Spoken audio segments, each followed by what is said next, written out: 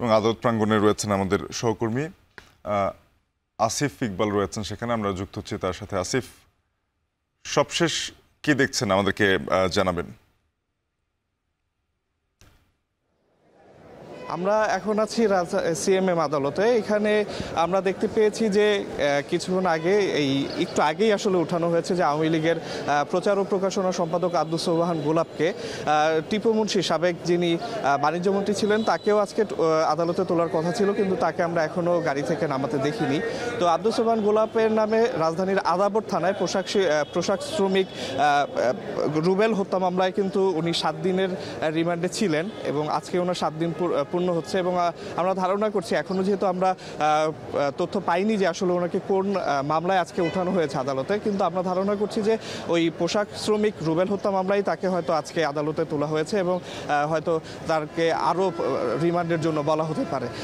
এই জুলাইতে যেই বৈষম্য বিরোধী ছাত্র আন্দোলনের সময় যে হত্যাকাণ্ড বা যেই নারকীয় যে হামলার চিত্র ঘটেছে, সেই পরিস্থিতিতেই কিন্তু আসলে আব্দুস সোবহান গোলাপ এবং তার সাথে আরও বেশ কয়েকজন আওয়ামী লীগ নেতা এবং সাবেক মন্ত্রী এমপিদের কিন্তু তাদের নামে মামলা করা হয় এবং সেই মামলাগুলোরই একটি আসলে আদাবর থানায় পোশাক শ্রমিক রুবেল হত্যা মামলা। সেইখানে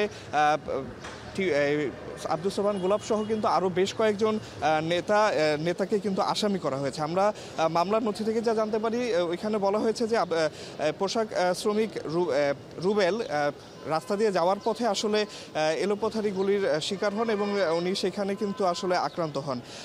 এই মামলায় কিন্তু এর আগে আব্দুস সোবহান গোলাপকে কিন্তু আসলে 10 দিনের রিমান্ড চাওয়া হলে কিন্তু আদালত তাকে 7 দিনের রিমান্ড দেন এবং যেই তার পক্ষের আইনজীবী ছিল তারা আসলে তাকে বলেছিলেন যে এই মামলায় আসলে তাকে যেন কোনো রিমান্ড দেওয়া না হয়, কিন্তু আদালত দুই পক্ষেরই যুক্তিতর্ক শুনে কিন্তু তাকে 7 দিনের রিমান্ড দিয়েছিলেন।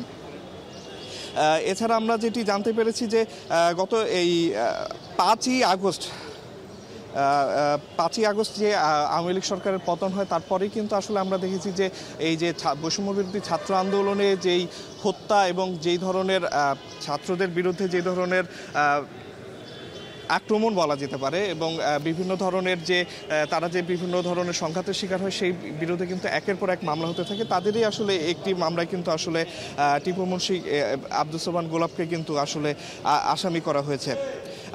আজকে আদালতে আমরা সকাল থেকেই দেখেছি যে আইনশৃঙ্খলা রক্ষাকারী বাহিনীদের যে উপস্থিতি, সেই উপস্থিতি কিন্তু সকাল থেকেই আসলে বাড়তে থাকে। আসলে যেটি এর আগে যে ভিভিআইপি যেই আসামিরা ছিল তাদের ক্ষেত্রে যেরকম আমরা দেখতে পেয়েছি পুলিশ এবং আর সেনাবাহিনীর সদস্যদের যে একটি সরব উপস্থিতি, আসলে এখানে নিরাপত্তার দিকটা আসলে সর্বাধিক প্রাধান্য দেওয়া হচ্ছে। কারণ এর আগে যখন শুরুর দিকে যখন অন্যান্য আসামিদের আনা হচ্ছিল, তখন আমরা দেখেছি যে বিভিন্নভাবে তাদের উপরে আক্রমণের ঘটনা কিন্তু ঘটেছে।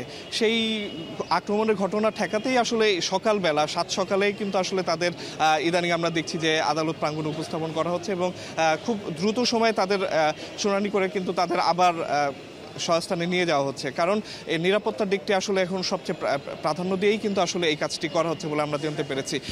তো এখন পর্যন্ত আসলে কোন মামলা এবং কোন প্রেক্ষিতে আব্দুস সোবহান গোলাপকে আদালতে তোলা হয়েছে সেটি জানা না গেলেও আমরা পরবর্তী বুলেটিনে কিন্তু জানানোর চেষ্টা করব যে কোন মামলায় তাকে আদালতে তোলা হয়েছে এবং তার কি রিমান্ড মঞ্জুর বা অন্যান্য যা আপডেট আছে সেটা আমরা জানানোর চেষ্টা করব। এই ছিল আমার কাছে সর্বশেষ।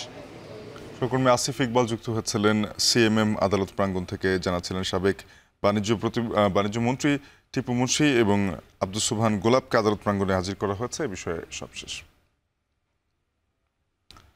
দেশের শীর্ষ রপ্তানি খাত তৈরি পোশাক সমৃদ্ধ হওয়ার পাশাপাশি